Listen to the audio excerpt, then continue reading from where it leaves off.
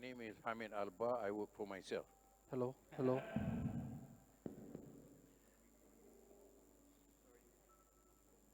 I'm Alastair Bolton of the UNHCR Regional Office in Bangkok. Good afternoon, Assalamu alaikum. My name is Salim Al-Haq. I'm Director of the International Center for Humanitarian Development at the Independent University of Bangladesh, next door to Rosa. Hello everyone, my name is Dr. Nitin Paul. I'm a Burmese American.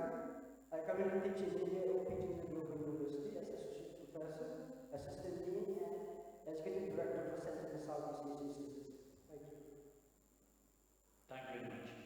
Now, let me just set the text context of this panel discussion that we have this morning, this afternoon.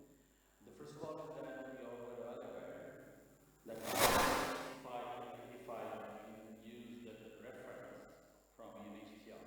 At this point of time, all over the world, we have about 35.9 million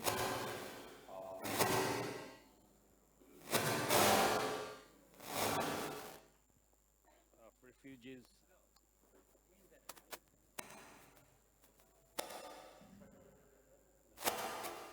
No, it's something wrong somewhere. 29.5 million refugees around the world. So that is a very alarming number. And we also learned from UNHCR that nearly 1% is forcibly displaced every 2 seconds as a result of conflict, persecution in the world. So that's the alarming figure. And at this point of time, until March 2019, it's July, so we have about almost 1 million status people from Rohingya, people that are here, and concentrated in Bukhia and Teknaf. So now the fact is that refugees, they're human beings, and they need care, they need attention, and in a civilized world, they deserve basic human treatment with appropriate level of human dignity. That is the context that we should remind you. Now, we have already get acquainted with our panelists. Now, as you know that we had a keynote speaker, and no less than Tan Sri Syed Hamid Al-Bar.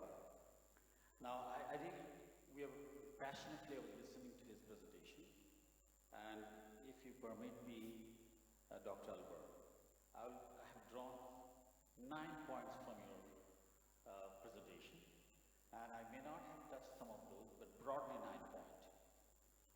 That perhaps would help us to understand the context. What he has argued, if I may quote him, he says, we have understood the symptoms of Rohingya crisis, but substantive and sustainable solutions are not in the horizon. That's the first point emerged.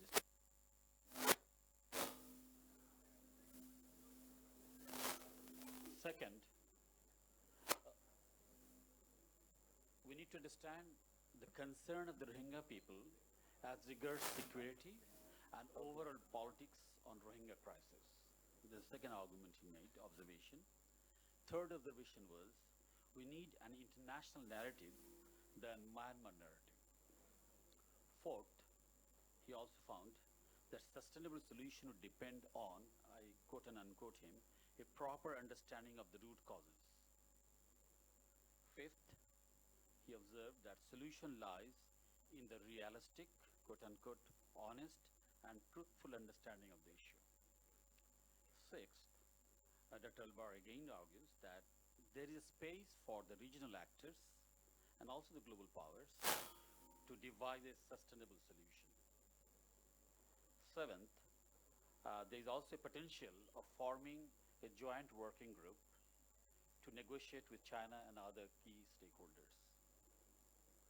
And eighth point that I have observed from his presentation is that collective initiative of ASEAN and even could possibly be an option.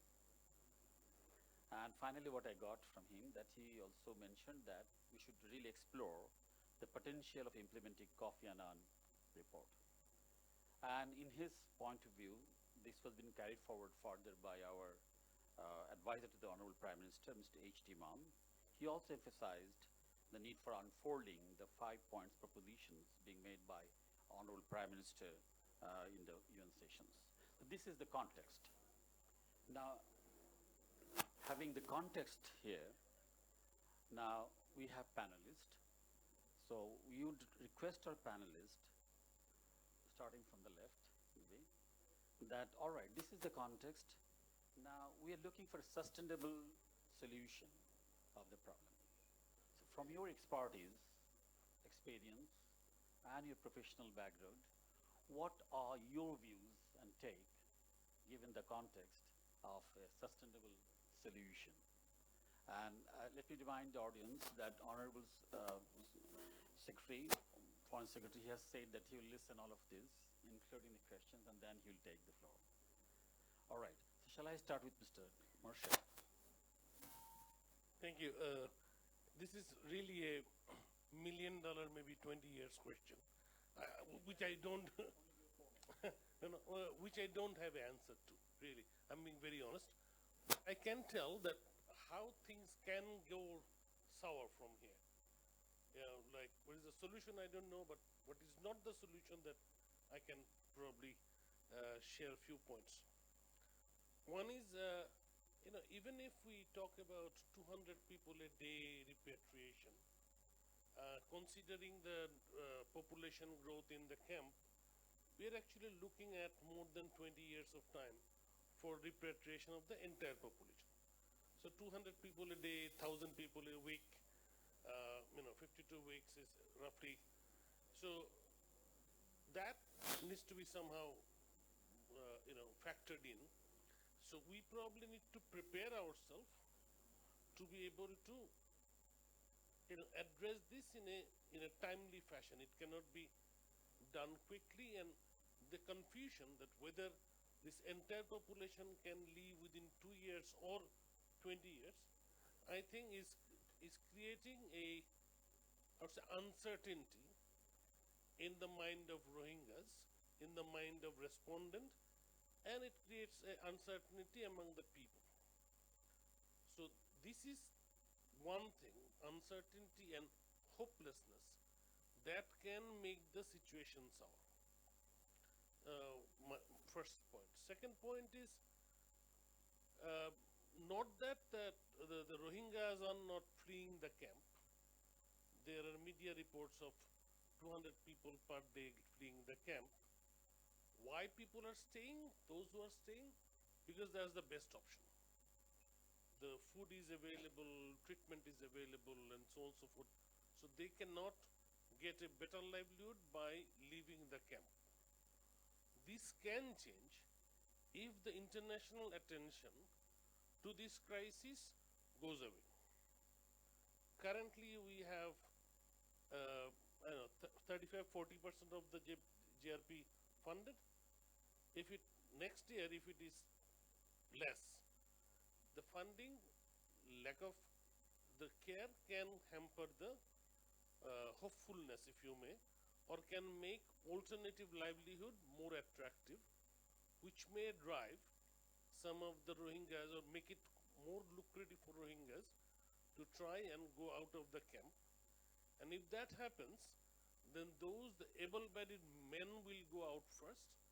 The Rohingya camp will then become a old home, and that's dangerous. Old home and old and young woman home, that would be dangerous for that context. The third thing is their ability to work. Work is not about money alone. Work is about self-worth. Work is about whether they can, live for tomorrow, whether they look forward to something going forward.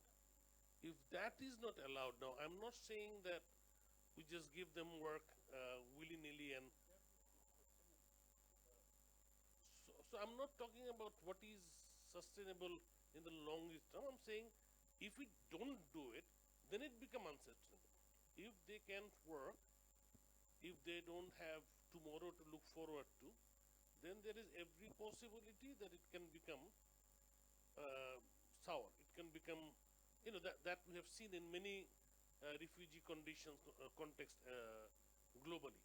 So, so that that doesn't happen, we probably need to find a way to get these people looking forward to something for tomorrow, some is create self-worth, get engaged into something which is meaningful. So these are the 3 points that I think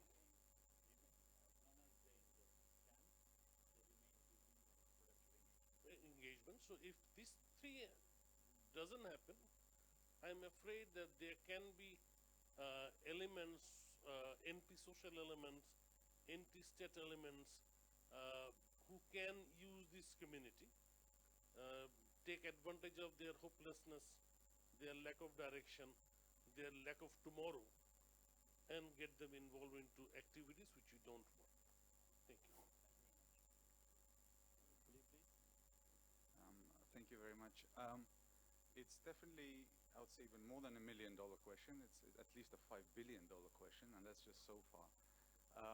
So after the Second World War, with the emergence of the Marshall Plan and different structured loans and money flowing into post-World War Europe, we saw a lot of development and progression towards good governance and respect of human rights. And this was one of the elements that led development practitioners to a conclusion that money can lead to respect of human rights. In other words, if there's a problem and you throw enough money at it, that will resolve the problem. I think we have many examples around the world that clearly demonstrate this is not the case. I think it is also the case we're dealing with now. Some of you may be familiar with the so-called Rosenthal report, which looked at where did it go wrong for the UN and some other key players in Myanmar in terms of the recent crisis. So to understand what to do in the future, looking forward, we have to look back and we have to understand the history and we have to know the history of the Rohingyas very well. We specifically have to know very well specifically the first influx, the second influx, the reasons behind it, and the root causes of this crisis. Our aim is not just the return of Rohingyas, it's the dignified and sustainable return. We want them to return and live and thrive in their homeland, and not to be back here in 5 or 10 years from now. So that if we learn anything from history, I think this is one of the lessons we have to take on board. So one element that I would really like to highlight is, do we have the right approach when we're discussing this issue? Is it a matter of throwing more money in development projects? Will that address the root causes of this displacement and of this conflict on the other side? And I think it is instructive to look at also naturally the Rakhine Commission, the Rosenthal report, and let's look at the mistakes we made as the international community. Let's talk about what could have been done differently from our side, and then structure our support. But ultimately, there can only be one solution to this crisis. The problem can only be solved where it started, and the only outcome of this can be the return of Rohingyas to their homeland. Thank you. Right. Now, you did mention about the sustainable return. Yeah. Can you partly clarify that? Sustainable return. Now, you just mentioned about sustainable return. Could you just further clarify what it is and what it means actually? What are the components and process that comes out of it? Well, by sustainable return, we simply mean that the Rohingyas are able to return to their homeland or a place of their choosing and be able to stay there and continue to live with the respect of their fundamental rights. So if you look at the requests that the Rohingya community leaders have made, the conditions that have to be met before they even consider return, this is a clear reflection of what I'm talking about. Access to citizenship, pathway to a normal, thriving life, and exercise of the rights that they have. Thank you very much. Now, shall we go to our next speaker, who is going to offer? I mean,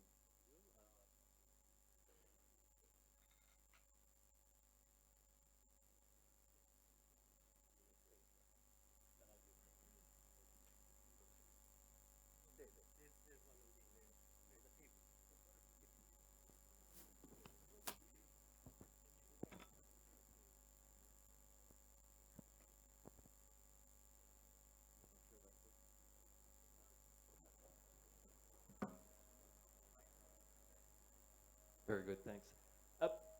I don't, they might be rude, to speak on behalf of UNHCR. I don't think the articulation of solutions to the situation is that difficult. It's the implementation. The solutions look like, sound like, something that the speaker set up this morning, and it was recapitulated at the beginning of this session. Or in the language of UNHCR, it's an initiative called the Solidarity Approach, or the language of all the countries in the world that join hands in the Global Compact on Refugees. It's those four elements.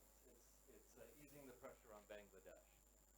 It's creating the conditions for sustainable return in Myanmar, which means respect for fundamental rights, the implementation of the Rakhine Advisory Commission report, progress under the MOU.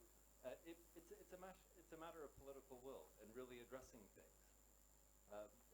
Thirdly, it's increasing the opportunities for Rohingya to pursue other solutions, other third country solutions. Like, again, like links to the easing the burden on Bangladesh.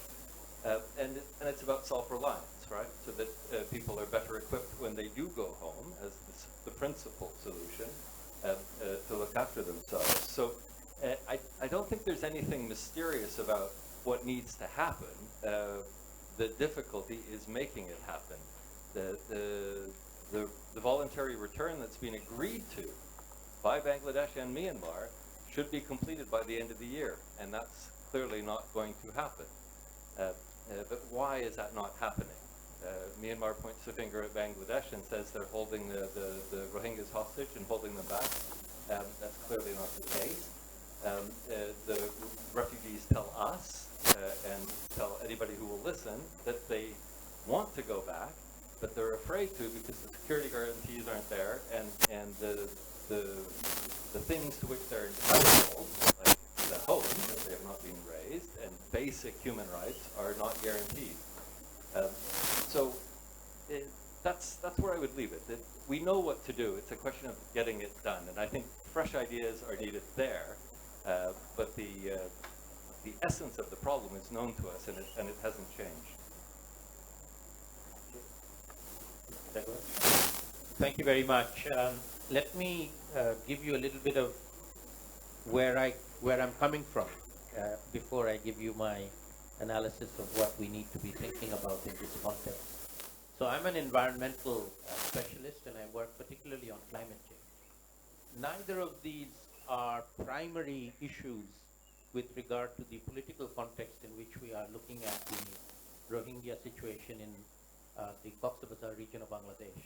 But they are relevant, and they will become even more relevant as we go forward in two senses. Firstly, the area that the Rohingya refugees are in is one of our most pristine environmental forest areas. That used to be a pristine forest. 2 years ago, if you look at a satellite image of that area, it was a pristine forest with wild elephants going up and down. We have now put almost 1 million people in one of the biggest, if not the biggest, refugee camp in the middle of that wild elephant path. Initially, some of the wild elephants actually trampled some of the people, but we have successfully managed to get the elephants to go around the camp now. It's been an interesting experiment to do that. And we now have a huge number of Rohingya refugees living there. In another piece of information to share with you is that in Bangladesh now, we all know Bangladesh is one of the most vulnerable countries to the impacts of climate change. There was a study done about a year ago by the government of Bangladesh with support from the German government to identify the most vulnerable parts of Bangladesh. And they came up with a list of about 5 regions: the coastal region, the flood-prone region, the Hawar region, the Barind, etc. The Cox's Bazar region was not on that list. But if we were to do that analysis again today, I think Cox's Bazar would be number 2 on the list just after the coastal area because of the influx of the refugees. And so going forward now, in terms of developing Bangladesh's as a national strategy for dealing with the impacts of climate change, the region of Cox's Bazar is now a priority region for us to consider, both for the host population as well as the Rohingya population, whether they stay or they don't stay, and definitely for the environment around the population that is there. So there is now, going forward, a very, I would say, much higher priority for environmental factors to be taken into account, which weren't earlier. Earlier it was a humanitarian issue. You know, we cut the trees and put them up because we had to do it. But right now we need to take the environmental factors back into consideration and think about how we include them in whatever we plan to do going forward. So I would argue for whatever the government and the agencies involved are thinking about going forward, we do need to think about the environmental issues much, much more seriously than we did before. Thank you.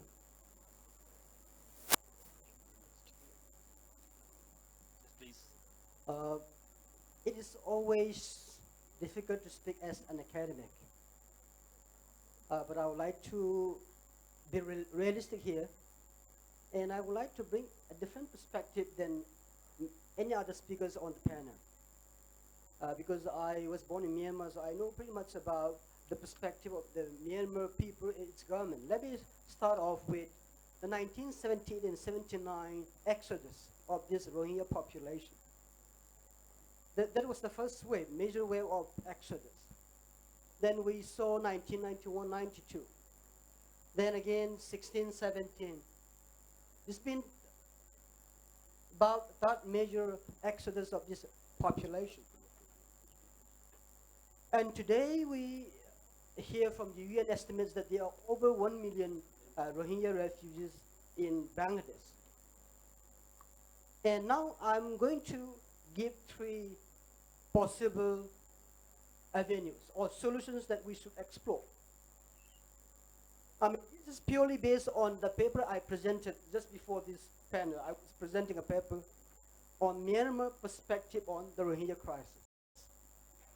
And I have 3 things. The first one, I still believe that it is the responsibility of Myanmar, its military leadership, the civilian leadership, and the general public to embrace and welcome, accommodate these Rohingyas back to the country.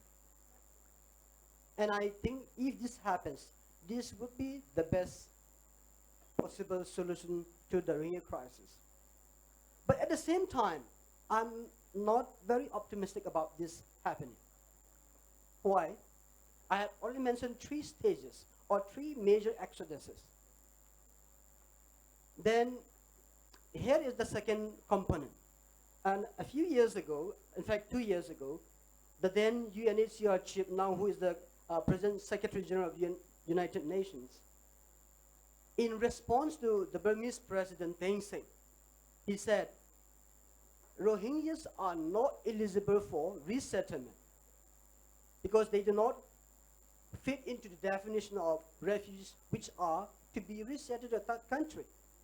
But I think after this a couple of years, what has happened? I think the international community should explore an option for a third country resettlement as well, as one option. And the third avenue that we should also explore, I don't think this is something that would be appreciated by the crowd here, but let me be very frank here. According to UNHCR policy, they have 3 different what we call policies or programs that they implement toward a long-term solution to refugee crisis. One is resettlement, repatriation. The third one is local integration.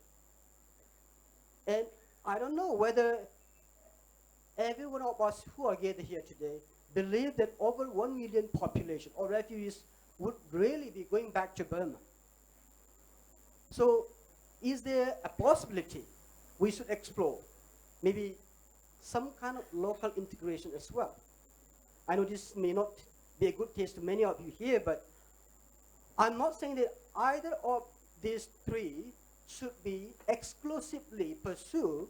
What I rather suggest is that maybe we should have a comprehensive strategy looking at the possibility of these possible avenues or solutions that can bring a long-term solution to the Rohingya crisis.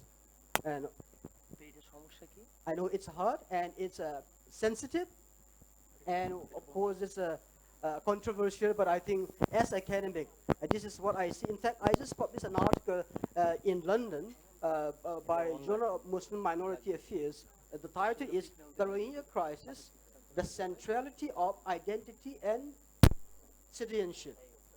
And right now, I do not see. Of course, as we speak, there are Burmese ministers coming and visiting Cox's Bazar.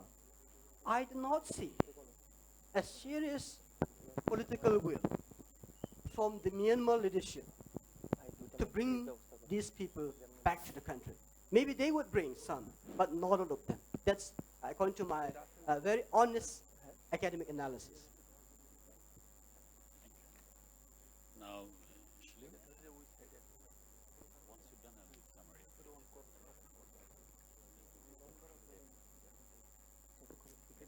Okay, thank you, Mr. Moderator. I think we have got a very interesting and varied views, but we have not focused on the solution. Actually, we have, even though we see there is a solution, I think very important for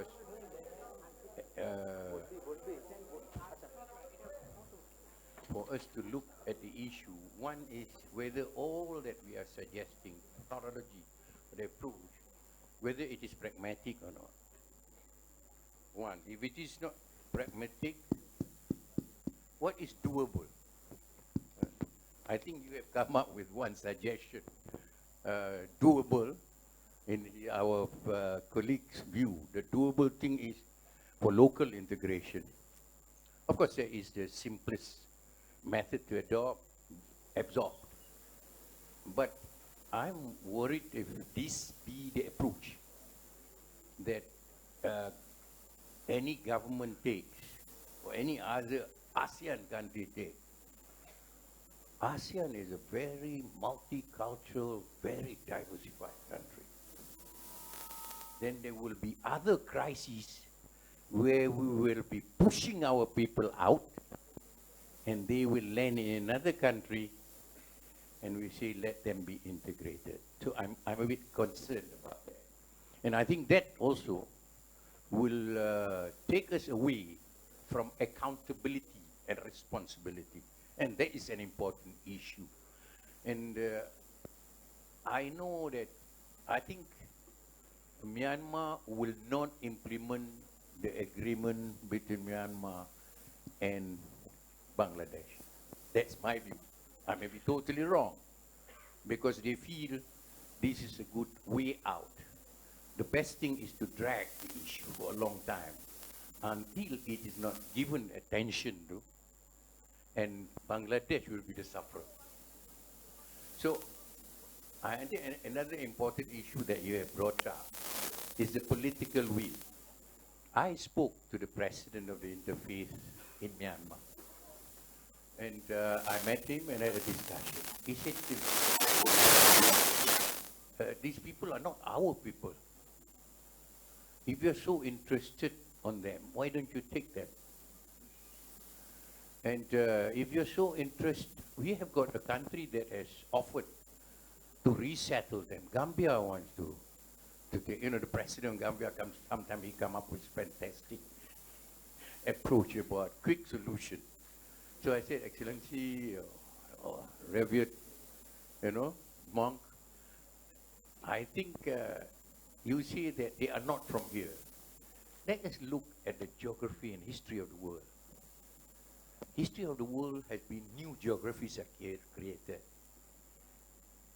New movement of people are created. If you say they are not from here, they are all along the borders. You live along the borders, you tend to look alike, Sometimes I'm mistaken for Pakistani, sometimes I'm mistaken for Bangladeshi, sometimes I'm mistaken for an Arab.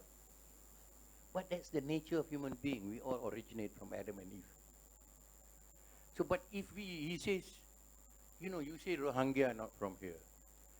Okay, assuming that I take their view. Definitely they have been in this part of the world for hundreds of years, for centuries. So you have no, and even in your case, sorry to say, because you are from Chin, so even the Burman, they do not come from Burma. They are from the plain of Tibet and Bhutan. So all of us move. And there are so many, so I think it is, in my view, no matter how difficult it is, we must settle them back to Myanmar. Because otherwise, you have got, I think 2 years was a very impractical solution, sorry to say, because Myanmar, I think based on experience in dealing with them, they mentioned, I was told that, they said, I said, you have to get rid of all in order for you to bring back. You have to get rid of the hate speeches, the violent narrative, saying all these things, and then you cannot burn house of prayers of these people. It will, but they say that they believe that they can do it by taking slow process, step-by-step process. And this, don't forget, the solution to me, because of the time factor, to me, the solution lies not only with the United Nations, because there is a selective or differential treatment on tackling the issue of Rohingya. Why I say that, this is where it is proven, and we have seen that in South Asia, we had one genocide in Cambodia. 2 million people were just killed. It took a long time to resolve it. And now we have another evidence of genocide. If we do not take action, say it's all right, you move to Malaysia. And I think one of my Indonesian, I was talking to one of the ministers, I cannot quote his name because otherwise he will get into trouble. In Myanmar, I said, why has it reached this extent? His argument is that, he says, I know that these people are not foreigners. They are part of the Rakhine state. But it is a political issue that we cannot find a way to resolve. So I think I like to, as human beings, I like to conclude by saying that there must be an immediate scheme. We must divide it into strategic plan. Easier for us to say, Myanmar must accept. You must have an immediate. Immediately, what can they accept? And then you must have mid-term, and then you have longer term. If you say that immediately 20 years, I think after 20 years, that would be another Palestine. There will be never a resolution to that issue. So let us, I think, human beings, I think the Buddhist, there is a teaching of love, a lot of teaching of love. Let us work on commonality of humanity, not on our differences. Don't be suspicious, don't be prejudiced. Let us try to see that there's enough space in Myanmar. I mean, I'm not saying that if there is no space, I can understand. But there is enough space in Myanmar to accommodate everyone, to accommodate inclusiveness in democracy, human rights, and all sorts. So I think we need to, if there is, but I don't know if whether it is practical, I think there is a need for the United Nations to get involved, the international community to get involved, and say that Myanmar has to perform its part. But it may not be practical, but I think that's the only way. Otherwise, you will not have the Rohingya issue resolved, and it will be here for a long, long time. And I think until that issue, when everyone will slowly forget its importance and forget the burden that is being carried by Rohingya, by the Bangladesh government. So thank you. That's a short introduction. Thank you very much.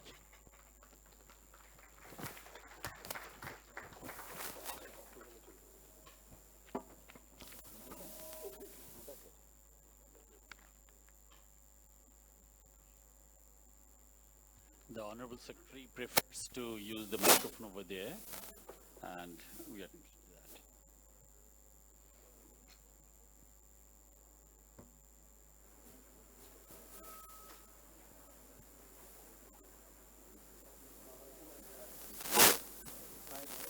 Assalamu alaikum and very good afternoon. The reason I thought that I should take the podium rather than sitting on the chair and speaking to them is to look at your eye and communicate. So that is the precise reason. I really do not know where to start.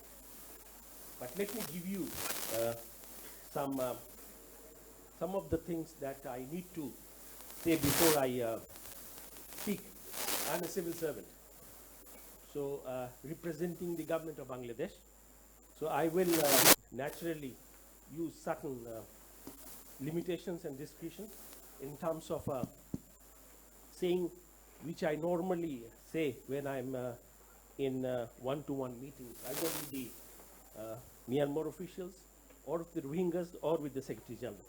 So please forgive me for not being able to be very transparent today. First, there has been a number of concepts used for these displaced people. One is the refugees, the other one is Rohingyas, the third one is forcibly displaced Myanmar national. As far as the government of Bangladesh is concerned, we have debated on this in a cabinet meeting in 2013, and we decided that we will call them forcibly displaced Myanmar nationals or Rohingyas. We do not accept them as refugees, but we loosely use it, and I wouldn't bar people loosely using it, but for the government, that's not what it is. We're talking about sustainable solution. When we talk about sustainable solution, the focus should continue to remain on Rohingyas, not on Bangladesh, not on Myanmar. It should be on Rohingyas. What has happened to them? Why are we talking about a sustainable solution to start with? So what has gone wrong with them? And this is not the first time that we see this is happening to them. This is actually the 5th time. And I have seen the aftermath of atrocities unfolding in front of us. Because on 22nd, 23rd, 24th of August in 2017, we were in the border areas. We have seen houses being burnt on the other side. We have heard people were fired upon and people running for their life. So this is exactly what has happened. You know, with the passage of time, we see there are different narratives being generated by our dear neighbor.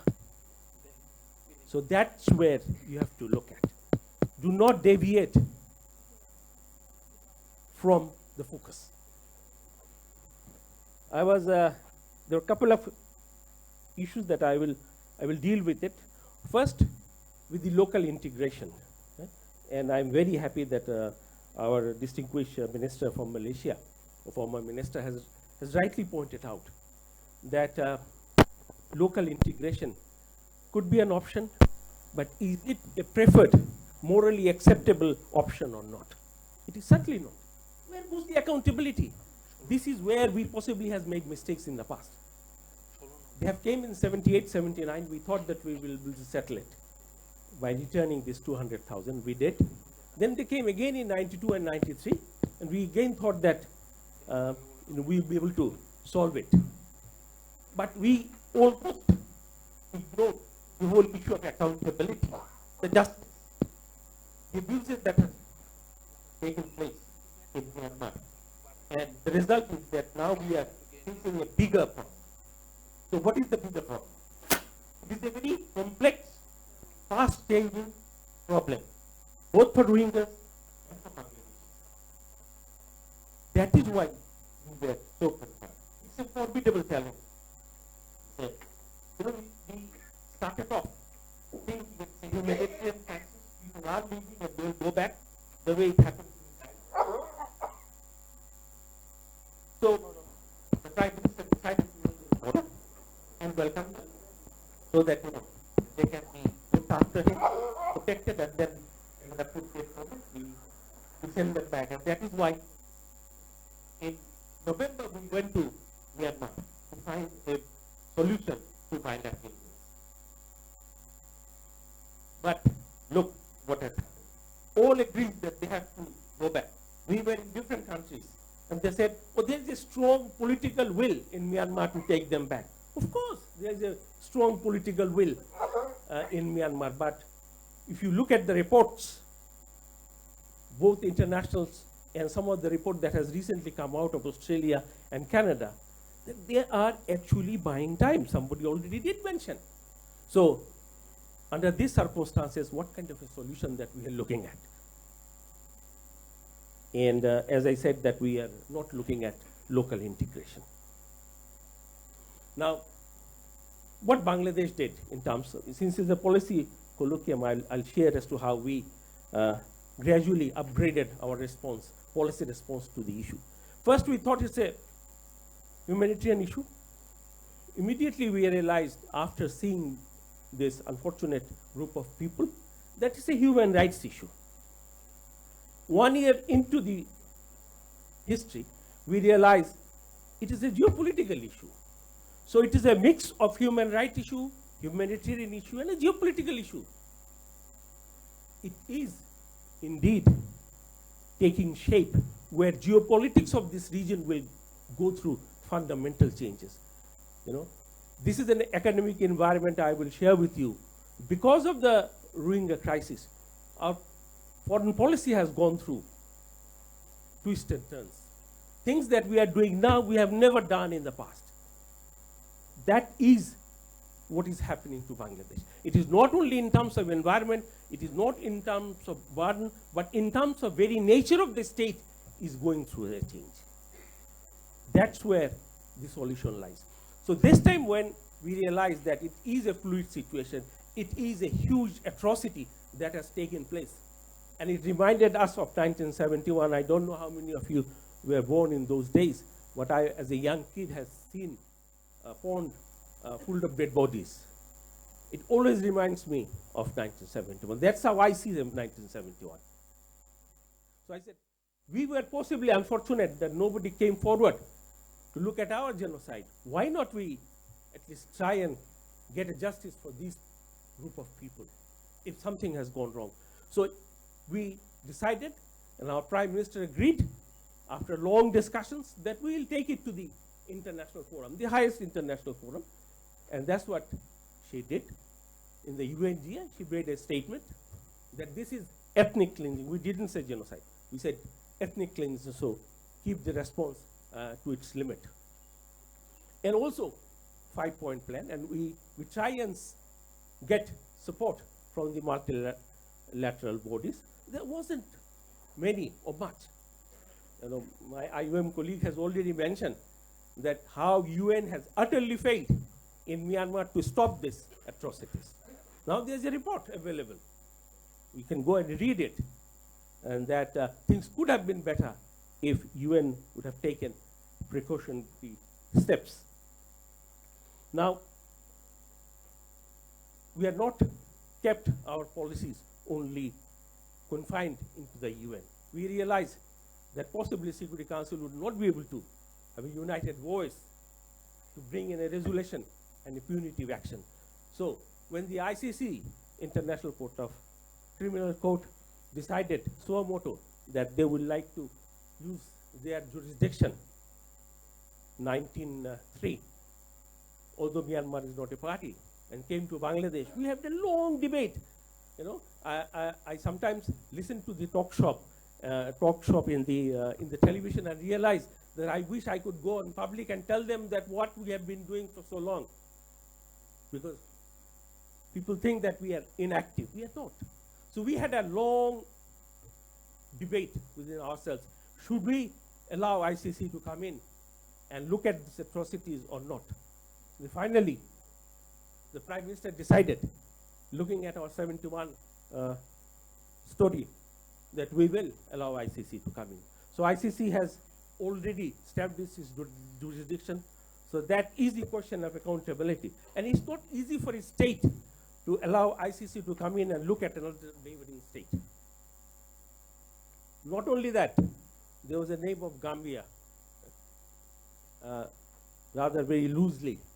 But Gambian government has decided that they will also take Myanmar to the ICJ. to the OIC process. They are bringing a whole lot of a case against state for committing genocide. As you know, that ICC looks at individuals' international crime, and ICJ looks at states' international crime. So there are multiple ways we are trying to bring a sustainable solution. Because that's how I think state of Myanmar would realize that they cannot get away doing this again, again, and again. Now, there was some pessimists. There will always be pessimists in the world. I'm born optimist, but not unrealistic optimism. As the Honorable Minister rightly pointed out, very pragmatic way of addressing it. We know that this burden will be with us for a while. And we will gladly take care of that burden.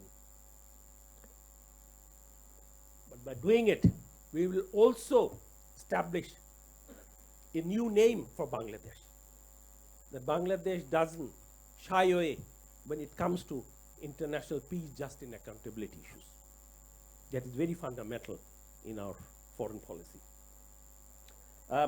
In terms of impact, I'll be very happy to answer your questions. In terms of impact, the impact has been very fundamental, whether in the economy, whether in the socio-cultural matrix of that area, or our foreign policy, or climate change. We'll have to bear it. And as a nation, I think we can do that.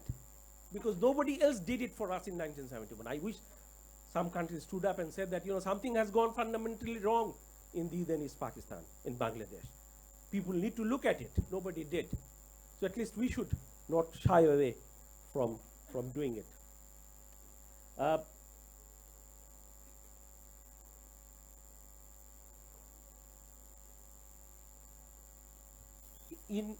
In our international relations, in the foreign policy making, when we cannot describe a situation, we say it's a fluid. The Myanmar, Bangladesh, Rohingya issue is a fluid situation. And dealing with the fluid situation is extremely challenging and difficult. And that is why sometimes we cannot answer to your questions. Because by answering your questions, we don't want to reveal what strategy that we'll be taking in the next UNGA, or for that matter, when ICC really takes up the case and establish an office in Bangladesh. But I can assure you, especially my younger colleagues, that government of Bangladesh, under the leadership of Prime Minister Sheikh Hasina, has been very proactive in this area. We have done things which many states would have shied away. If there are questions, I'll be very happy to answer. Thank you.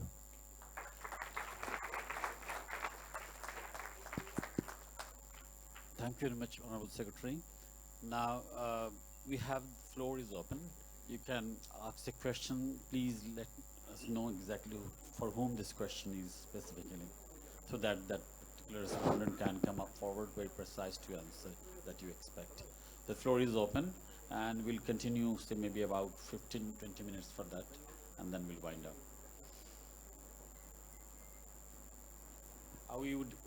Yes, let us take from front, and I'll come back to you. Please kindly introduce yourself. Thank you very much. I'm Muchi Pazama, former ambassador from the China, and now chairman of the IISS. My question is general, but I think maybe for people, or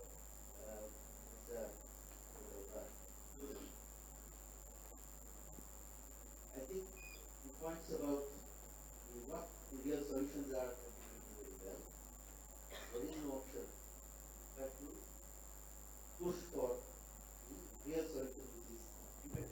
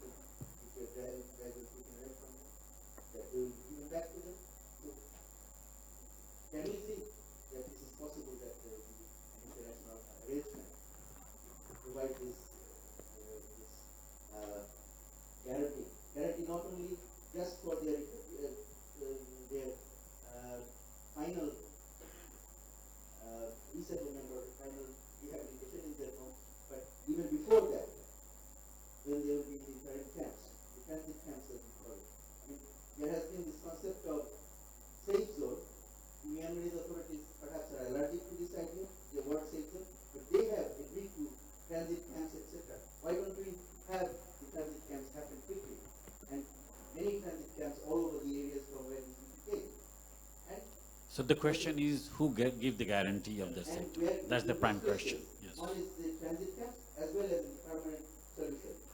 And what is the way forward in changing the narrative, as Honorable Hamid Al-Bar said, getting a new narrative? How do you go about it? Thank you. Thank you.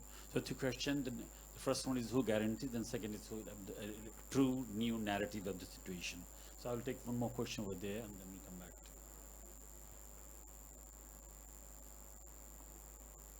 Could you address, introduce yourself and make it a specific question, and for whom that one? I'm a student of medicine at Accra. So in the keynote speech, we heard that we need to get to the root cause to get to any solution, right? To the extent of our knowledge, the ethnic groupings sprung from intolerance of the Rohingya community in Myanmar. So my question is that we've always worked along the lines of sanctions or military involvement when it comes to solving this kind of problem with foreign soil. But is there any way the international bodies can influence an organic change in Myanmar to tackle this root problem of intolerance? Thank you very much. So I think we'll come again to the floor. So let's have the response from for the first speaker first. I think I think but one of the question was directed to you as well. Who guarantees? Because the proposition is yours. Big question from Ambassador Munshi. In fact, I'm glad that you brought it out today. We have been thinking that eventually, what happened, I feel that we don't have to explain why we did the way we did. In the past, we have thought that our responsibility ends when they cross over to the other side.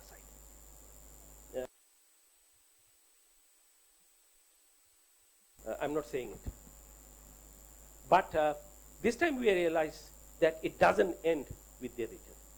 So that's the question of how do you guarantee that they will continue to remain in their own homeland and enjoy all the rights they're supposed to enjoy, which they were anyway enjoying from 1948 till 62.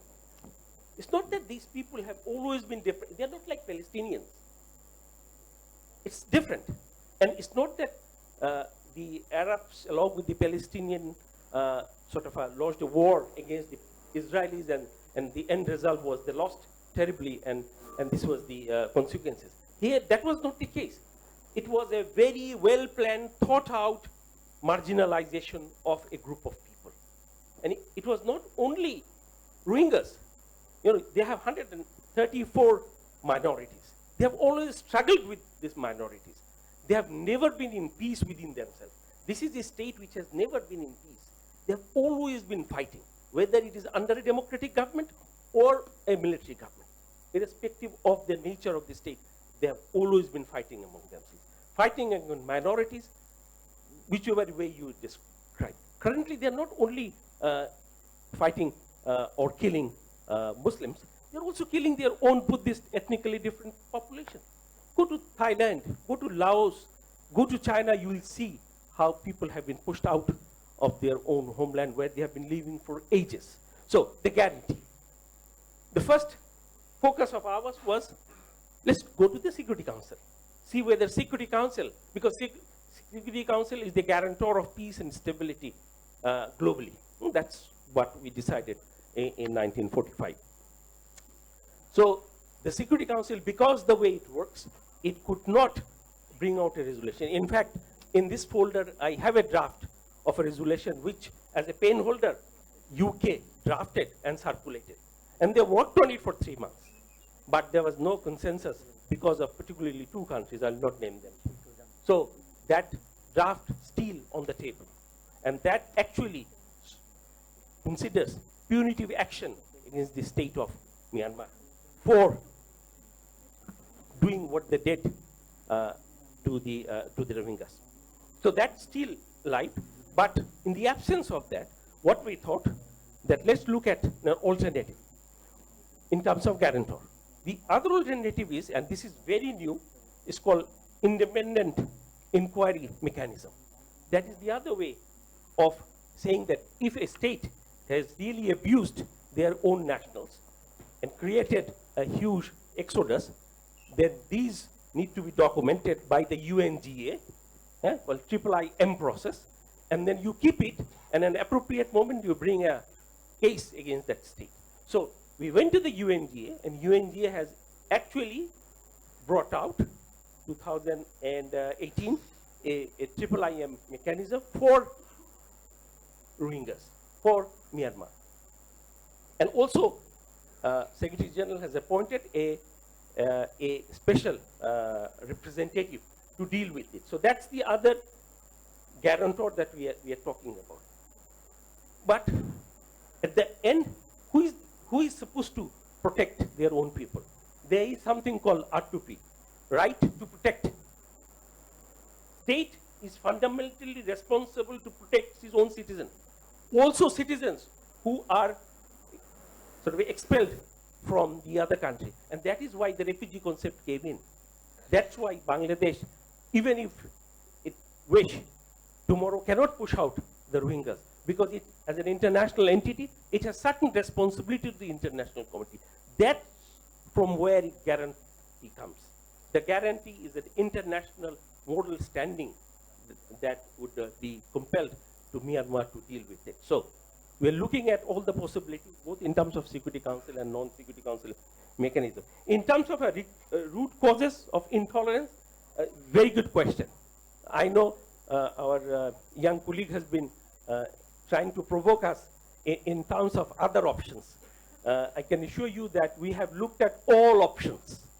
Looking at the nature of the state that Bangladesh is, we decided that we will go for peace and prosperity. We will not go non-peace and non-military, non-peace and a military way of resolving this problem.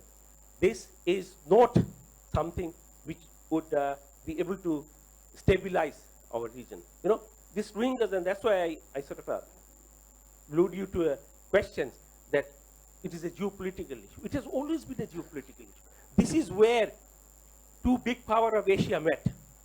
You know, if you look at the history, I was listening to some of the discussion of today. If you look at the history, there were times when big neighbors from Asia, let's not name, used to send scouts in this border to see how the other big neighbor is doing, what they are doing, how is the trade evolving, because there wasn't much of a CNN and BBC in those days. So, so this is where the fault line is. This is what the Second World War fault line is. I have a map saying there is a red fault line, because when the Japanese was trying to walk into Indian subcontinent, they pushed the border. And the first thing they wanted to do is push the border to get the warm water port. And British, along with these Rohingyas, always ensured that the invading forces, in those days Japan, could not get the access to the warm water port. And the warm water port was Cox's Bazar. So this has always been a fault line. It's continuing to remain a fault line. So it's a geopolitical issue also. I'll not be surprised that 10, 15 years time when we grow up, do research, we'll find out that it was the movement of Rohingyas was just a facade. It was much bigger game played behind it, I wish. Thank you very much. We'll go. Yes, please. Can you be very precise as to whom this question is directed to? My question, I'm Mahbub Rahman, Professor of Political Science and Sociology from Stanford University. My question is to Mr. Shahidul Haq and Dr. Alvar. Can Bangladesh ask for reparation?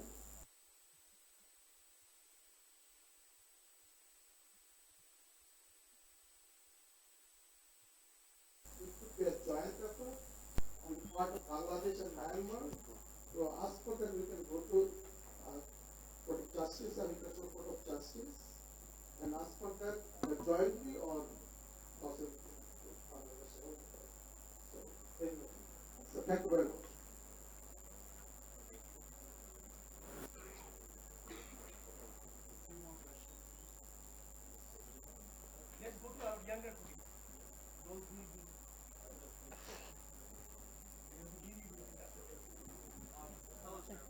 Hello. My name is Shyam, and I'm a student at Northside University. My question is related to Sharif sir. It's a two-part question, so please bear with me. The first part is, sir, you have talked about the UN being a failure, and you have put in multiple scenarios like this as well. So, so basically, what happened back in 2017, I had the privilege of attending a conference where you were the chief guest. You talked about how the Rohingya issue was a great threat to our country at that same time as well. Now, so given the current scenario where we have foreign players with P5 nations actually having economic ties with Myanmar, they're creating industries and factories and such beliefs do exist within the international community, which also resulted in why the solution was being vetoed by the United Nations Security Council. And given the fact that Bangladesh's foreign policy is a peaceful one, where does this entire scenario lead to? Because we're not taking any direct solutions. Our solutions are not binding as for now. So what is the end game of this current crisis? Thank you.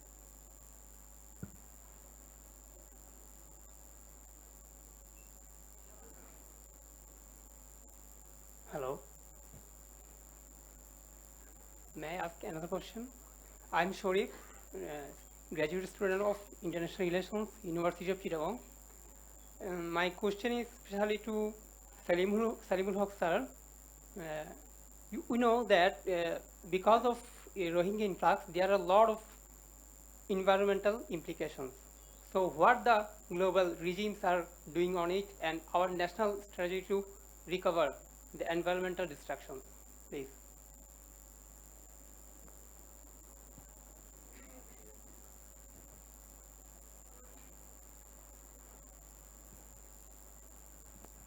Hello, sir. My name is Mohammed Shariful Alam Saad, and I'm a student of NSU. Sir, my question would be that we all know that Myanmar is bordered with two big nations who play a major role in the world. One is India, and the other is China. Now, we haven't seen a lot of action from both these nations when it comes to the main problems of Myanmar. And another thing is that in most cases, China has not actually spoken a lot about Myanmar. And also that in case there's proof of genocide, and if there's like any national crisis of defense regarding this whole issue, how would Bangladesh tackle it? I mean, Bangladesh is bound to answer to both the nations like China and India, because we are very good allies with China and India, whether it's economically or whether it's geopolitically. So I'd like to ask for an answer from you, sir. And it's actually an honor to have you here right now. So thank you.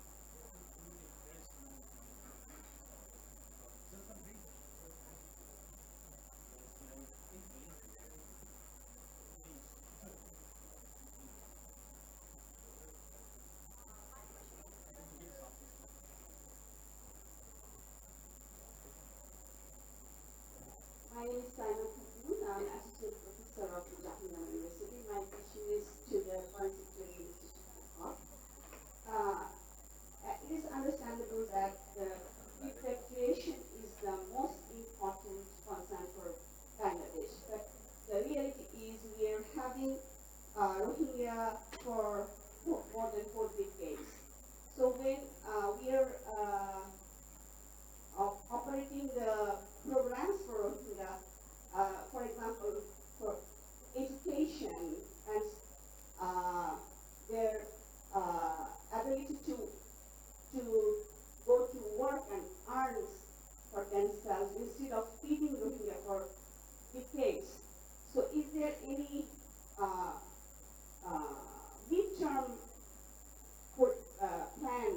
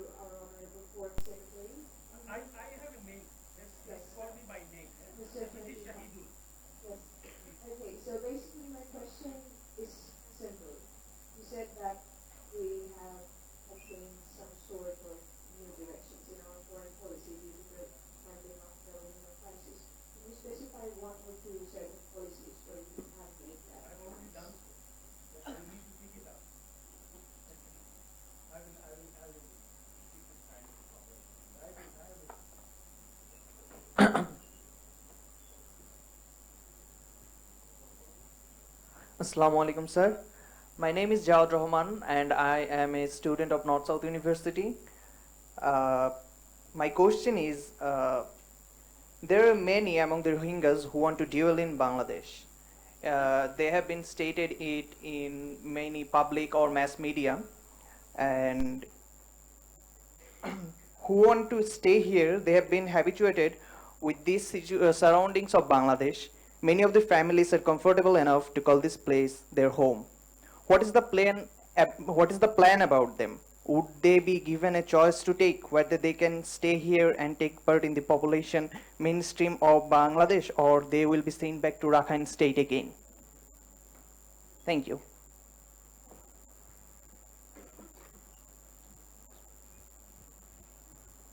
Assalamu alaikum and good afternoon.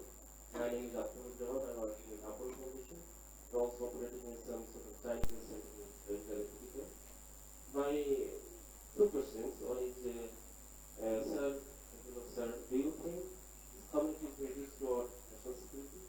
And second question is, from the very beginning, our government emphasized on the issue and engaged a lot of our secret force or military or intelligence and also our administration and engaged a lot of times. And Bangladesh government engaged so many, even on Prime Minister is concerned, Foreign Ministry, so many stakeholders are working on this issue.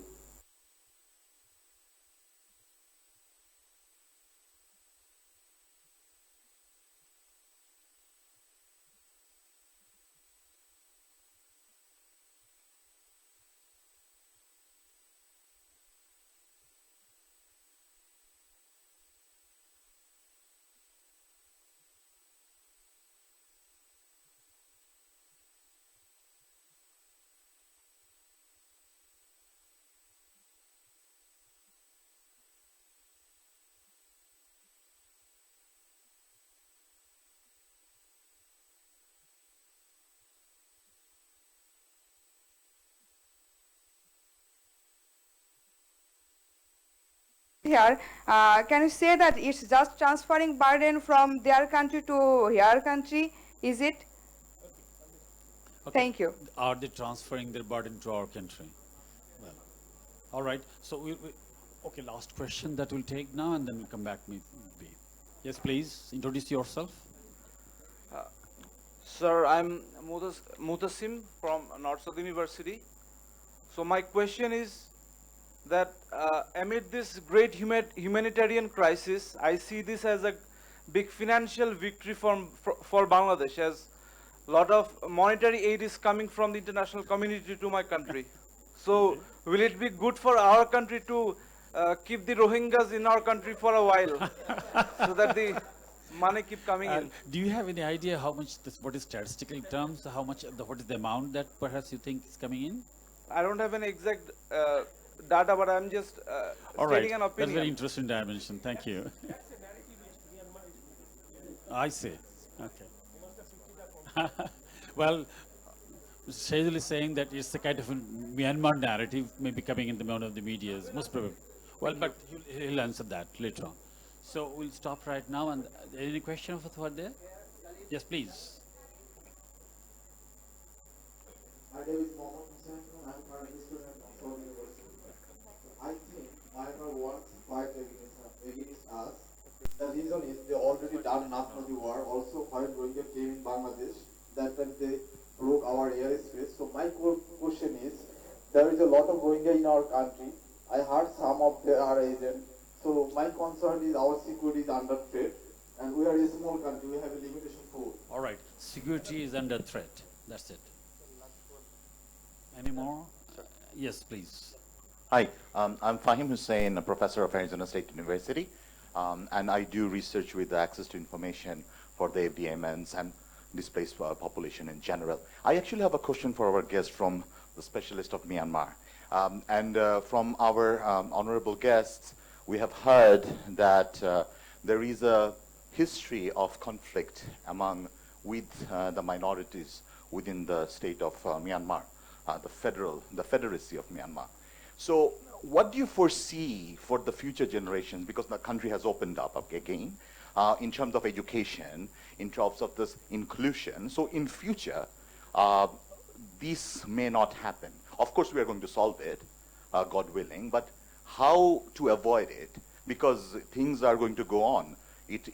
Myanmar cannot be free of all the others except the Burmans, right? So what's your thought on that in a pragmatic way, as you're a big fan of pragmatism? So I'll take a couple of more questions and then we'll give it to the panel. Yes, please.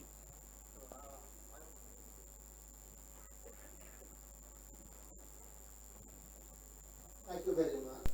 My name is Mehdi Choudhury. I work for Bournemouth University, UK, IT Economics. So my question is for also our guests from Myanmar. Actually, I followed research from about the refugee crisis, and I was looking at the literature, and I was finding that if you look at the literature, which is always talking of the primary victim, all the research, because look at the primary victim, particularly Rohingya and other things, which is important, no question about that. But the secondary victim, that is Bangladesh, and also if you look at the other parts of the world, also there are many secondary victim countries. You cannot see research on the impact of those countries. So why is this status of the victim?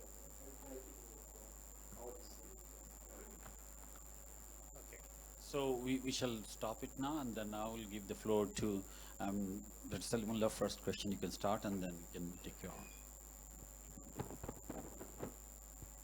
Thank you very much. So on the environmental situation, let me just share some experience that we had under the aegis of the IOM, the International Organization for Migration. My center, along with a number of colleagues and experts from Bangladesh, we did almost a year-long environmental monitoring and assessment of both inside the camps and around the camps, and identified impacts on biodiversity around the camps, on pollution within the camps, air pollution, water pollution, physical waste management, and made a number of observations and recommendations, which I'm very pleased to say every single one is now being addressed. We are doing waste management, we're doing fecal waste management, water management, even the cutting of the biodiversity around the camps has been reduced by providing them with LPG gas now for cooking. And so the observation that I have, and especially since I had the opportunity to visit over that year, is that the crisis handling of this situation, from a crisis to managing it now, I would say is phenomenal. And I would say this is not just government of Bangladesh, although they certainly deserve credit, but it's the people of Bangladesh, the NGOs like BRAC and others who are working there. Even in the international agencies like UNHCR and IOM, it's Bangladeshi colleagues there who are working day and night to try and solve these problems. And every day they see a problem and they come up with a solution of how we're going to deal with this problem. And they are doing it now. This crisis has been reduced to a non-crisis within a very, very short period of time. And I would say that belongs credit to the people of Bangladesh, led by the government of Bangladesh, and something we don't recognize so easily. And I'd like to pay homage to that. And I'd like to also take this opportunity to make one other point. One of the things that is a peculiar feature of the Rohingya population that has come into Bangladesh is the very large proportion of little children. This is unusual in refugee populations around the world. And so, in effect, we are now the in loco parentis of these children. They are our children. They're on our ground. Many of them were born here. You know, the number born on Bangladesh soil is now in the many hundreds, if not thousands. So we have some responsibility towards them, whether they repatriate in the end or don't, or something happens. Right now, we need to look after them. And I would say that's, to me, a high priority for all of us together to look after. And picking up from Morshid's point, it's something, if we neglect to do that, it'll be a much bigger burden later on when these children grow up. Right now, we may not make them citizens of Bangladesh, but we make them good global citizens of the globe. And that's our responsibility, and I think we should take that. Thank you. So it's your turn now to give your response to that. Thank you very much. I think this is actually the first time that I'm seeing a colloquium or discourse organized by the academics and UNHCR that has attracted a lot of focused discussion. And I think there have been a lot of suggestions also coming from the floor. But I think my own experience is that we have to decide that there must be repatriation. There is no, alternative to that. If two is that maybe this is Myanmar itself. The Burman have to move from the attitude of domination to the attitude of treating everyone as part of the citizenry of Myanmar. Because surprisingly, I thought that the one that were in Malaysia, majority, the great number should be Rohingyas. But actually more than 50% are not Rohingyas. There are other minorities who runs away from persecution. The story of persecution in Myanmar is a common factor. So it is, Myanmar must be made to understand that to be a member of the international community, they have also got to make certain decisions instead of being firm to say this is not, that's how we want it to deal, don't interfere. And I think finally I would just like to add, this one I am able to say so because I am not a member of the government. I think Dr. Shaidu, he said that he is constrained because he therefore is not transparent. I've been slightly transparent because I feel that the solution, other than in Bangladesh, must be with ASEAN and the United Nations. If you remember, we have the, when we had the Aceh problem, Indonesia finally succumbed to the international pressure and decided for a negotiated settlement. But the Achenis were a bit nervous about those that were really the activists of the whole process. So what we did in ASEAN at that stage was, with the agreement of Indonesia, to form an international monitoring team so that the repatriation, coming back, people coming home, do not feel threatened or fear for their life or that the justice or rule of law process will be ignored. So it worked very well because Malaysia we had bigger recipient of Achenis. We were bigger recipient of Achenis than any other country. Indonesia, because of that, at the initial stage, we were not brought into the monitoring team because Indonesia feel a bit nervous with us, maybe, but we are interested to see Indonesia is able to resolve its own internal problems. We do not want to interfere. And thirdly, I think ASEAN also has to come up categorically to see that they have to define what is non-interference, what is respect or equality of sovereignty.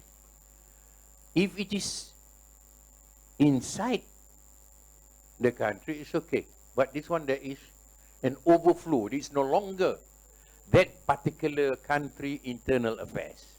And I think they are now beginning, ASEAN is beginning to address, but they're addressing it as a humanitarian issue.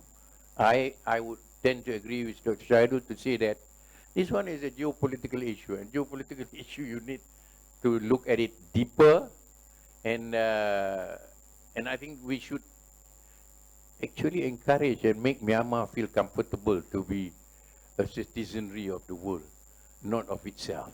It's no longer isolated. No man is an island, and this is the situation that Myanmar is facing that it needs to overcome. Thank you. Now, we'll start again.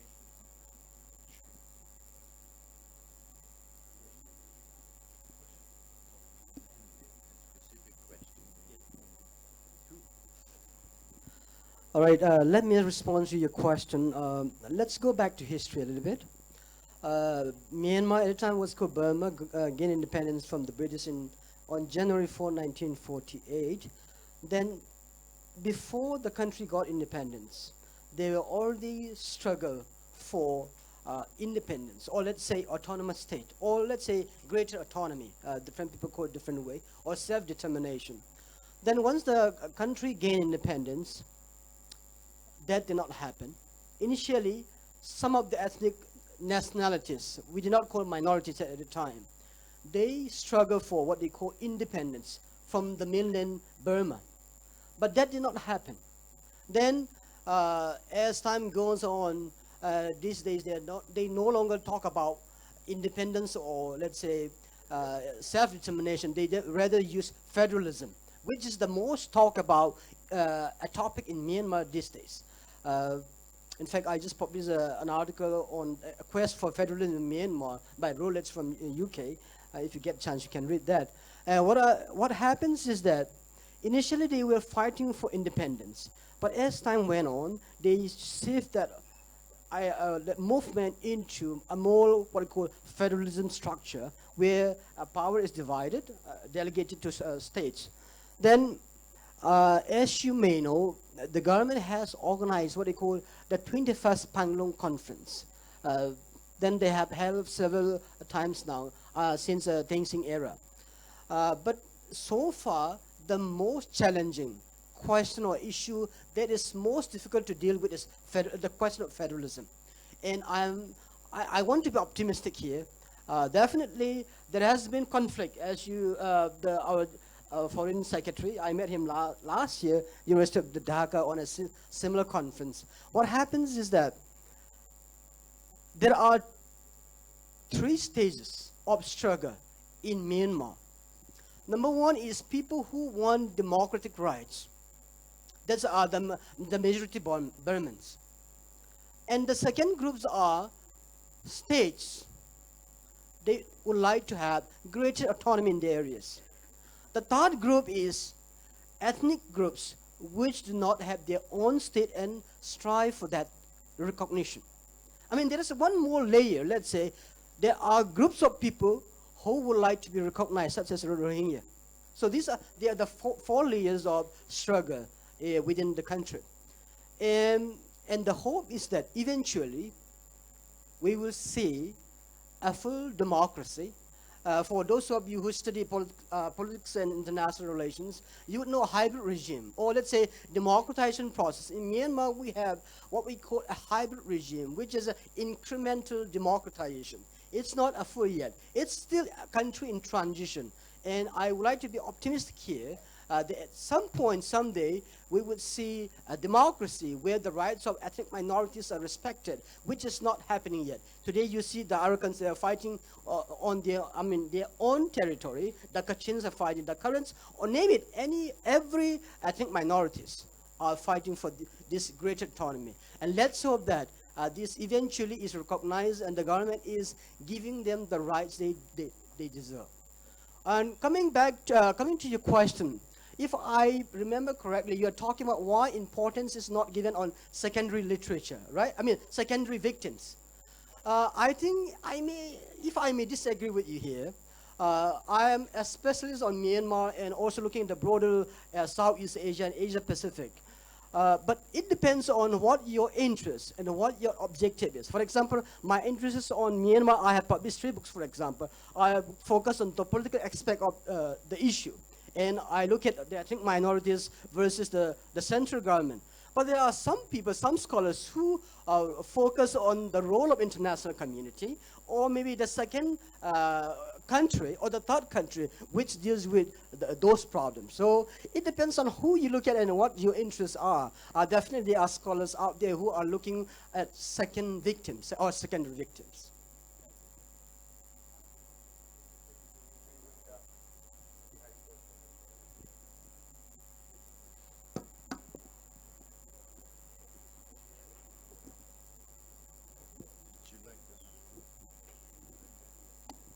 I think we have gone to the first round, and I'll give one more response to the panel to really give their final words on that. Then I'll just try I'll struggle to really make a summary of what I have gathered.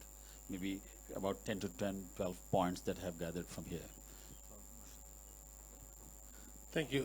I think the questions really reflected various narrative that the Honorable Secretary mentioned, and I guess this is important that one takeaway from this discussion is really we need to work on the narrative and get everybody on board. And frankly, personally, I don't think there cannot be any solution other than repatriation of these Rohingyas. When we discussed, we did several research. They basically said, the food that you are giving us is good for our belly, but our hearts still belong to Myanmar, and we cannot just ignore that. Thank you. So I get asked a lot if I'm optimistic or pessimistic about the whole return and how this will happen. What do you think will happen in the future? And generally speaking, I don't really like that question because it assumes and presupposes that we are observing this process from the side as opposed to influencing it and being part of it. So the one short message that I would like to send to the young students here is that think about what you can do to make this situation better, whether it's every single person here can contribute to work towards, because we're working towards the same objective here ultimately, and to make sure that Rohingyas are able to return with dignity and integrity. So whether you are a foreign secretary or a student or a freshman student, there is something you can do, and this is what I would like to urge everyone in the auditorium to do, is what can I do today, tomorrow, the day after that to improve the situation. Thank you. What I'll do, there's a session. So some of the questions I will answer after. Whatever we don't wait up.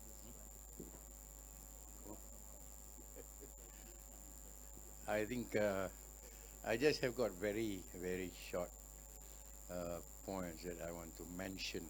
I think we have recognized the challenges. We have recognized that whatever solution must be sustainable. We have identified the symptoms as well as the problems.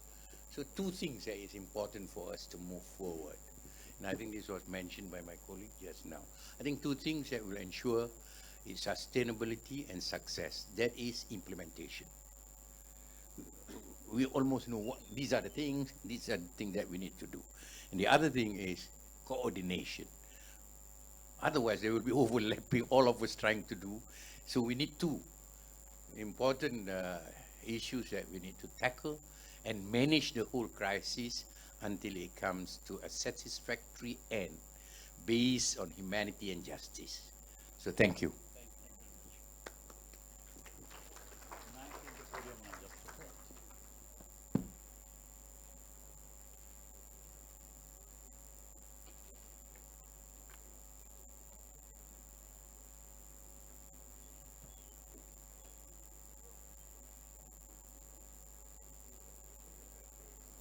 Thank you. Now, we had about an hour and a half, very exciting, interesting discussion. Our core question was, what are the sustainable way and approach towards addressing Myanmar crisis? So our discussion really spread all around, but few things that emerged very broad and macro level. First, I believe that one of the concern has been raised by of the panelists, directly, indirectly, is India-China relation, and it's their silence. Panelists and the floor also believe that for a sustainable solution, China and India's silence has to be really understood, and they have to be engaged in this process. And of course, similar concern is being raised for a sustainable solution solution lies not necessarily on relief approach, but it is we have to recognize it's a geopolitical issue.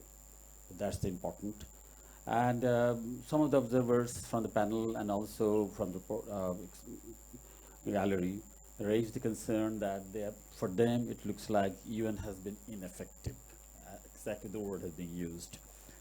And similarly, it has also been noticed by some of the panelists as well as from the floor that international actors, some of them really suffer from a dualism. And therefore there is kind of dual role some of them have played. And Foreign Secretary has particularly mentioned one very interesting dimension is that he says Bangladesh-Myanmar relationship is in a fluid level. So it's changing and it's very difficult to develop a strategy, especially from Myanmar's point of view. They are changing very quickly. And therefore, it's very difficult to follow a very persistent strategy. Another observation that has been evolved that repetition is a lengthy process. It's a trust-building process. It's a process of understanding. And this has not been created, and it's a very challenging one. And suggestion has been made there must be more productive engagement of the major actors. And major actors refers to international partners as well as Myanmar and Bangladesh. They should be productively engaged, and that has been missing for a sustainable solution. One observation is very interesting made here that it is not resource or money that can solve the problem. It is perhaps, quote unquote, political will of the leadership in the region. That is a very significant portion. And finally, another thing is that there has been some disjointed efforts being made by international community. There is perhaps a scope for having more further coordinated approach by the international communities to really address it. When it's international communities, it's the bilateral partners and also CSOs and others. So the coordination of efforts is another significant observation that we have seen needed to be done as being observed. Now, with that few words, I close the session here for next session. Thank you very much. Thank you, Professor Salahuddin, and all the panelists of the Policy Colloquium. Can I request the panelists to go and take the seat? We have the next session where our Foreign Secretary again will chair. So I request him to be seated there. And thank you again for a very vibrant and interesting Policy Colloquium when we had discussion. So can I now request the panelists of the next session to come and take seats? So we have a plenary at the last, and the theme of the plenary is the voices from the field. So in this plenary, we will have speakers, Ms. Rajia Sultana, lawyer, and also Rohingya representative. Ms. Rajia Sultana, please come and take seat. We have Abdullah Al Hassan Choudhury, Additional Secretary, Minister of Education. Can I request him to come and take seat? And also Mr. M.A. Kashem, Member Board of Trustee, North South University, to please come and take seat, sir. And also Mr. Earl Miller, U.S. Ambassador to Bangladesh.